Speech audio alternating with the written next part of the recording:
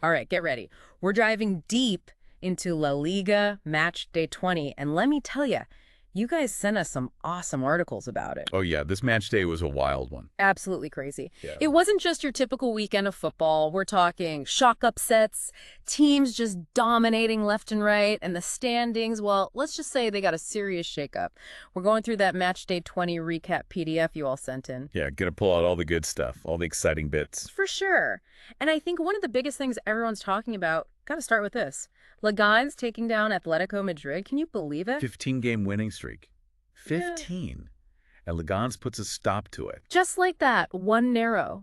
It's incredible, really. So how on earth did they pull that off? Atlético was on fire. Leganés, they played smart, they were countering, just waiting for the right moment. You know Atlético, they love to attack, and that left them open. Yeah, they definitely took advantage of that aggressive style. But still, to keep your cool under that kind of pressure. Discipline. A lot of discipline and organization. Absolutely. It's a real David and Goliath story, isn't it? Absolutely. It shows you that in La Liga, you can't underestimate anyone. Exactly. Any team can surprise you on any given day. And while Atletico was having a tough time, another team was ready to capitalize on their slip-up, Real Madrid. Oh yeah, they took that top spot with a win against Las Palmas. 4-1, final score. Yeah, but it wasn't as easy as that scoreline might make you think. Definitely not. Remember that first goal from Las Palmas? Oh, right out of the gate. I mean, yeah. first minute of the match, talk about setting the stage for an intense game. They really came out swinging, didn't they? I was on the edge of my seat, but Real Madrid, they're known for their resilience. They didn't let that early goal rattle them. Not one bit. Mbappe, 2 goals, as usual, the difference maker. 1 from the penalty spot, and then, man, that second goal. A beauty. And Brahim Diaz, Rodrigo, they both contributed as well. They really stepped up. A total team effort. But let's be real, that red card for Las Palmas' Benito Ramirez was a turning point. Playing with 10 men is tough, especially against Real Madrid. You could just feel the momentum shift. It gave Real Madrid so much space to work with. Speaking of space, let's move on to Villarreal. They absolutely demolished Mallorca, 4-0. Now, that was a masterclass in tactical football. Total control. It wasn't just the scoreline. It was the way they dominated the entire match. Villarreal, they were everywhere, all over the pitch, just suffocating Mallorca. No room to breathe. And those goals came early, too. Logan Costa, header, 20 minutes in, then bam, 4 minutes later, Alex Baena with another. Just like that, they were on their heels. Mallorca never really recovered. Villarreal's defense was a brick wall. Absolutely impenetrable. And you know, it's interesting, Real Madrid and Villarreal, they both use that high-pressing style to their advantage. It's becoming so popular in La Liga, isn't it? And for good reason. But it's not just about running around like crazy. Definitely not. There's a real art to it, and it takes a ton of coordination. Yeah, and stamina. You can't maintain that intensity for 90 minutes unless you're incredibly fit. Right. But when it works, it's a thing of beauty to watch. Speaking of beautiful, some of those set pieces this match day were incredible. Villarreal especially, they were deadly from corners and free kicks. Oh yeah, their delivery was perfect. And they had players making such intelligent runs in the box. Mallorca just couldn't handle it. It's amazing how a well-executed set piece can completely change the course of a match. No doubt about it. And you know what else we saw a lot of? Counter-attacking football. Leganés, Alavés, they really made it work for them. Leganés against Atlético Madrid, that was a counterattacking clinic. Just textbook stuff. So disciplined, they were patient, waiting for that perfect opportunity to break. And when they did, boom, it was all over. Clinical finishing. And that's what makes La Liga so exciting. Every team has a weapon, every team can hurt you, but of course not every team had a great weekend. Some really struggled. Barcelona, for example.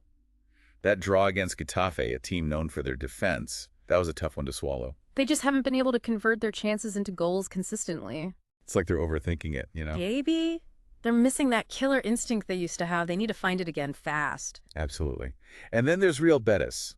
Their loss against Alavés really exposed some of their defensive weaknesses. Yeah, that was a surprising result. It goes to show you, even with all the attacking talent in the world, if you can't defend, you're going to struggle. Balance is key. You got to have it all. No doubt about it. And on the other end of the spectrum, you have Athletic Bilbao. They just keep rolling. Another win, this time against Celta Vigo. That's 11 games unbeaten now. Unbelievable. It's a testament to their teamwork and their tactical discipline. They're a force to be reckoned with. They're definitely a team to keep an eye on. So there you have it. Match day 20. What a roller coaster. Shocking upsets, tactical battles, amazing goals. It had it all. And we've only scratched the surface. There's so much more to dive into. Right. We've got formations to analyze, player movements to dissect, coaching decisions to break down. It's going to get really interesting. Oh yeah, we're just getting started. We got a lot more to talk about. Back again for more La Liga deep dive action. We promised you guys we'd break down the tactics, and that's exactly what we're going to do. All right, let's get tactical. What really jumped out at you when you were looking through all these match reports? You know, one thing I noticed, a lot of teams really utilizing that high press. Yeah, we talked about Real Madrid, Villarreal, but it seemed like it was everywhere this match day. It's definitely a trend we're seeing more and more in La Liga, and it makes sense. When it's done well, it's just so disruptive. It forces the other team into making mistakes. Exactly. You take away their time, their space, they start making rushed decisions, and that's when you can capitalize. We saw it time and time again this match day, those early goals coming from winning the ball high up the field. Yeah, you catch the defense off guard, and boom, you're in on goal. But it's not just about winning the ball back. Right, it's what you do after you win it that matters. Exactly. You got to be able to transition quickly from defense to attack. So it's a two-pronged approach. Disrupt and capitalize. Yep. It's not easy to pull off, though.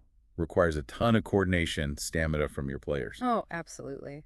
And you need a coach who really knows how to implement it effectively. 100%. Now, another thing that stood out to me, all the set pieces. Oh, yeah. So many crucial goals coming from corners and free kicks. Villarreal, especially, they were masters of the set piece this match day. Their delivery was pinpoint, and the movement in the box, it was just beautiful to watch. It's like they had it all rehearsed down to the inch. Mallorca had no answer for it. And it's easy to overlook set pieces, but they can be such game changers. Especially in those tight, close matches, one set piece can make all the difference. Absolutely. Teams that really focus on set pieces, they often get rewarded for it. Yeah. And it's not just about having tall players either. Right. It's the strategy, the timing, understanding how to use the space in the box. That's a science. Totally agree. And speaking of strategy, we saw some really smart counterattacking football as well. Leganés, Alavés, they used it to great effect. Oh yeah, Leganés against Atlético Madrid. Perfect example of how to dismantle a top team with a well-executed counterattack. So patient. They just soaked up the pressure, waited for their moment. And when it came, they didn't waste it. Clinical finishing. Textbook counterattacking shows you that even the underdogs can be dangerous if they're organized and disciplined. You can't switch off for a second in the Liga, that's for sure. Not for a single second. But of course, not every team had a successful match day. Some really struggled, especially with converting their chances. Yeah, Barcelona, their draw against Getafe, that was a tough one. Getafe's defense is a nightmare to break down, and Barcelona, well, they just couldn't find the back of the net consistently. It's becoming a bit of a recurring theme for them, isn't it? They dominate possession, create chances, but then nothing. It's like they're missing that final spark, that killer instinct. Maybe they're overthinking it, I don't know, but they need to figure it out quickly. Yeah, if they want to challenge for the title, they can't afford to drop points like that. And then there's Real Betis, their loss against Alavés. It really highlighted their defensive frailties. Yeah, they can be so dangerous going forward, but defensively, they can be a bit shaky. And against a team like Alavés that's so good on the counter, it's a recipe for disaster. Exactly. You can't win if you're constantly conceding goals. Balance. It's all about balance. So match day 20, we saw it all. High pressing, counterattacking, set-piece mastery. A real tactical showcase. Some teams thrived, some struggled, but it was fascinating to see the different approaches. And it shows how important it is for coaches to really understand their opponents, find their weaknesses, and then tailor their tactics accordingly. It's like a game of chess out there. Exactly. La Liga is constantly evolving, and the coaches have to keep up. Absolutely. And amidst all the tactical maneuvering, we also saw some really exciting young talent emerge. Oh yeah, players like Brahim Diaz, Yeah. Rodrigo, Alex Baena, they had some big moments this match day. It's great to see these young guys making a name for themselves. They bring a fresh energy, a fearlessness. It's exciting to watch. The future of La Liga is looking bright. It certainly is. Before we move on to the bigger picture, any other tactical observations that you found interesting? You know, one thing's been interesting to see is how teams have adapted to the new rules and interpretations this season. Oh, that's a great point. The handball rule, the crackdown on dissent, it's definitely had an impact. Absolutely. We're seeing less cynical challenges, more emphasis on clean defending, and a lot more awareness from players about how even small infringements can lead to penalties. It's forcing them to be more disciplined, think more strategically. Right. And ultimately, I think it's good for the game. Makes it more fluid, less stop-start. Agreed. So yeah, it's been fascinating to see how the tactical side of the game has evolved in La Liga. Absolutely. We've seen high pressing, counterattacks, set pieces, and teams adapting to these new rules. But what does all this mean for the rest of the season? What are the implications of all these results? That's a great question, and that's what we're going to dive into next. The big picture stuff. All right, we've covered the highlights, the tactical breakdowns. Now it's time to zoom out, look at the bigger picture. Exactly. What do these results mean for the rest of the La Liga season? Is this just a crazy match day, or are we seeing some kind of shift in power? What are the implications? Well, let's start at the top. Real Madrid taking advantage of Atletico's slip-up. That was huge. Yeah, it puts them in the driver's seat, at least for now. It's still early, of course. But being in that top spot, that does something to a team. Psychologically, it's got to be a boost, and it puts pressure on everyone else. Speaking of pressure, Atletico, that loss, ending their streak like that, who knows what kind of effect that'll have. They were looking invincible for a while there, but now Now the other teams are thinking, hey, maybe they are beatable. their next few matches will be telling. Can they bounce back? Or will this knock their confidence? We'll see. And then, of course, there's Barcelona. Their struggles continue. That draw against Getafe, it just highlights their inconsistency. They control the ball, they have chances, but the goals... The goals just aren't coming. Something's not clicking. It's not just about having the best players, is it? It's the system, the balance, the chemistry. It's like they're missing a piece of the puzzle. They need to rediscover that killer instinct they used to have. And fast, if Yeah. they want to be in the title race. But let's not forget the teams that are quietly climbing the table. Sevilla, for example, they're looking dangerous. That win against Girona, another solid performance. They're playing with confidence, with belief. And they're getting results. Yeah, I wouldn't be surprised to see them finish top 4. yeah. They're a team to watch, for sure. And then there's Athletic Bilbao. Just keep on winning. 11 games unbeaten. Incredible. What's their secret? Teamwork, discipline, never giving up.